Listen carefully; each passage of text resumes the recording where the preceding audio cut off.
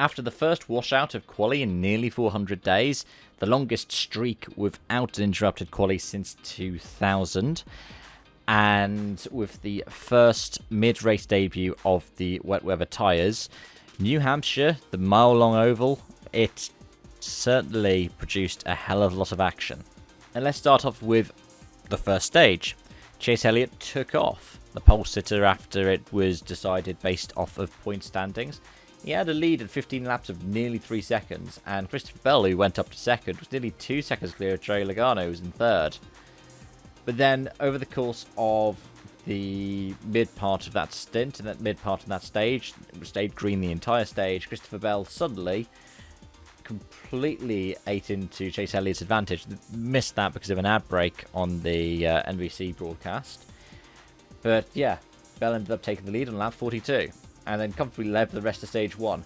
He ended up losing some time towards the end to failing to lap the... Well, this is the question. Is it his future teammate Chase Briscoe, or was it Chase Elliott who was closing in as his future teammate? We just know that it's Chase in that 19 next year, right? And yeah, Elliott in the 9 battled Logano till the end of the stage.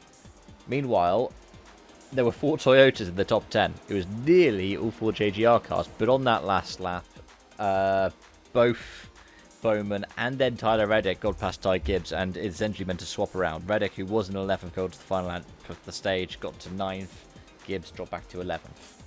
And then stage 2 seemed to start off as more of the same. Christopher Bell led, and for the first half of the stage, it was just more of him just going off into the distance.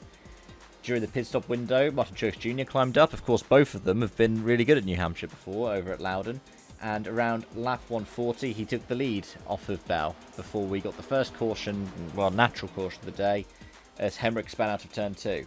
The big beneficiary of this was Todd Gilliland, because Todd Gilliland had not pitted, which meant that when everybody pitted, he ended up right up at the front of the pack. At the same time, whilst we had that caution, Bowman's race was over. His engine failed. I think that I heard that's the first engine failure he's had whilst running for HMS, and it was something like nearly 250 starts he's had for HMS without an engine failure. Hasn't Hamlin had 2 this year, both for the FedEx primary scheme? But yeah, Logano and Hamlin then took off well from the restart and got ahead of both Truex and Bell. Then it was a case of Gregson and Busch getting together into one, when Busch was drifted up into the 10. Could have been understeer, but either way, they both got into the wall. And then on that restart after that, Logano got into Chase Elliott, and it all but ended their runs up at the front. For Chase Elliott, who I think had an average finish of 9th all season long, and I think had always finished inside of the top 20 this season. That's a big kick in the teeth. But then we get towards the final stage properly, and on lap 201, we have another restart in which Larson sent it 3 wide, going through the middle of Reddick and McDowell, getting past McDowell but failing to get past Reddick. Then Hamlin sent it in with a lot of beating and banging. If you heard the spot of communication with Cliff Daniels, where he said that the reason why Hamlin's shoving you is because you're letting him, to which Larson told him very impolitely to go away and be quiet about it. But then there was a caution back out. That was with Truex and Keselowski. Now, Truex had dropped back after a dodgy pit stop, but Keselowski gets into him and they're both around. Then we have Haley and Gilliland with less than 100 laps to go, running in the top 5 before Kyle Busch causes another caution. You could hear cheers on the broadcast when he span. It looked like he got hit by Ryan Preece and then got turned and just cleaned out by Stenhouse afterwards before we hit that rain delay, a 2-hour-long delay. And part of me hoped that it wasn't going to be that long. Part of me was then wishing I had watched the replay instead of watching the live broadcast because of, well, the rain delay. But then we started to get back going, except for the fact that Kyle Busch didn't. He broke down, went off into the barrier. I haven't seen a reason given for why that retirement was there. Then he just parked it, left the car on the exit of 4, and they had to tow it.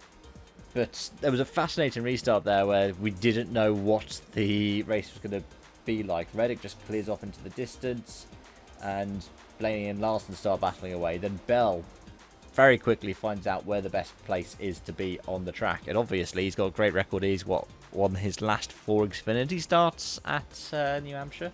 And yeah, he just was able to take up towards the front and going towards the lead. And then we got a caution for Chastain spinning.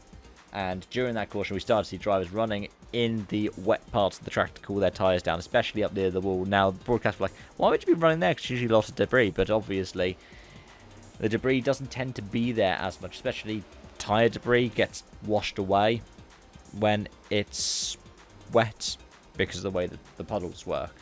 With 37 to go, Gregson loses control on the restart and then just slammed into Bubba Wallace, who then hits Austin Dillon, but Wallace was hard into the wall. He looked a bit winded when he got out of the car, but was cleared from the infield care centre.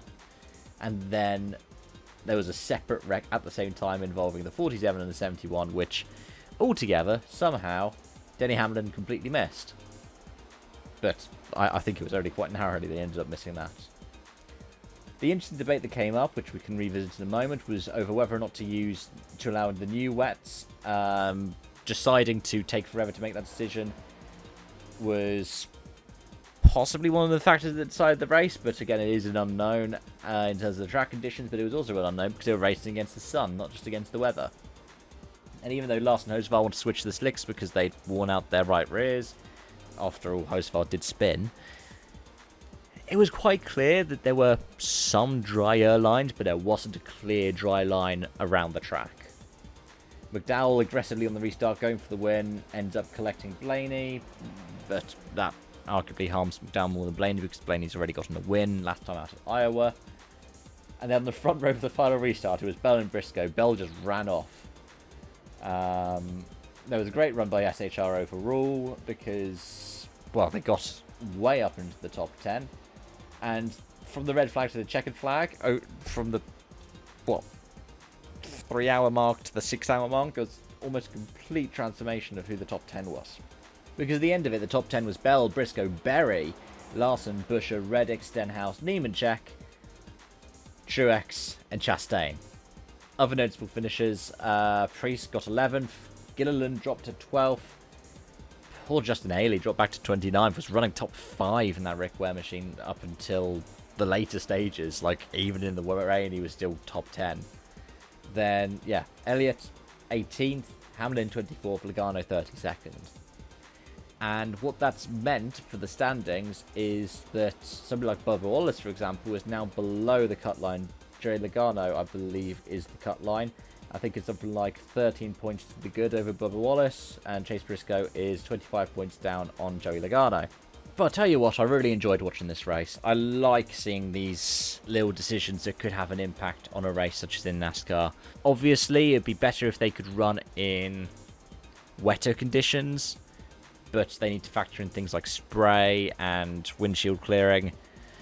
Something which, well, the spray thing in particular, F1 is struggling with because of the ground effect era, so that big diffuser kicking up a lot of water and a lot of spray.